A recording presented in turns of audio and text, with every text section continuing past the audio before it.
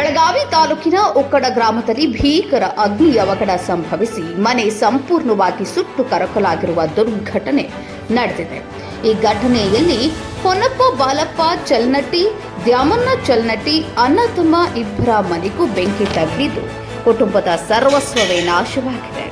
ಮಾಹಿತಿ ಪ್ರಕಾರ ಚಲ್ನಟ್ಟಿ ಕುಟುಂಬದವರು ಬೆಳಗ್ಗೆ ಕೂಲಿ ಕೆಲಸಕ್ಕಾಗಿ ಮನೆ ಬಿಟ್ಟು ತೆರಳಿದ್ರು. ಮಧ್ಯಾಹ್ನ 12ರಿಂದ 1 ಗಂಟೆಯ ನಡುವೆ ಮನೆಯಲ್ಲೇ ಏಕಾಏಕಿ ಬೆಂಕಿ ಕಾಣಿಸಿಕೊಂಡಿದೆ. ಇದನ್ನು ಗಮನಿಸಿದ ಪಕ್ಕದ ಮನೆಯವರು ತಕ್ಷಣವೇ ಬೆಂಕಿ ನಂದಿಸಲು ಪ್ರಯತ್ನಿಸಿದ್ರು. ಆದರೆ ಬೆಂಕಿಯ ತೀವ್ರತೆ ಹೆಚ್ಚಾಗಿದ್ದರಿಂದ ಅಗ್ನಿಶಾಮಕ ದಳ ಆಗಮಿಸುವಷ್ಟರಲ್ಲಿ ಮನೆ ಸಂಪೂರ್ಣವಾಗಿ ಸುಟ್ಟು ಕರಕಲಾಗಿತ್ತು. ಮನೆಯಲ್ಲಿದ್ದ ಧಾನ್ಯ, ಬಟ್ಟೆಗಳು ಹಾಗೂ ಇತರೆ ಅಗತ್ಯ ವಸ್ತುಗಳು ಸಂಪೂರ್ಣ ಭಸ್ಮವಾಗಿವೆ. ಘಟನೆಯ ಮಾಹಿತಿ ತಿಳಿದು ಮನೆಗೆ ಬಂದ ಚಲ್ನಟ್ಟಿ ಕುಟುಂಬದವರು ಸುಟ್ಟ ಮನೆ ನೋಡಿದಾಗ ಆಕ್ರಂದನ ವ್ಯಕ್ತಪಡಿಸಿದರು. ಈ ಅವಘಡದಿಂದ ಕುಟುಂಬ ಸಂಕಷ್ಟಕ್ಕೆ ಸಿಲುಕಿದ್ದು ಮುಂದಿನ ಜೀವನವೇ ಪ್ರಶ್ನಾರ್ಹವಾಗಿದೆ. ಈ ಕುರಿತು ಕತ್ತಿ ಪೊಲೀಸ್ ಠಾಣೆಯಲ್ಲಿ ಪ್ರಕರಣ ದಾಖಲಾಗಿದ್ದು ಹೆಚ್ಚಿನ ತನಿಖೆ ಮುಂದುವರೆದಿದೆ.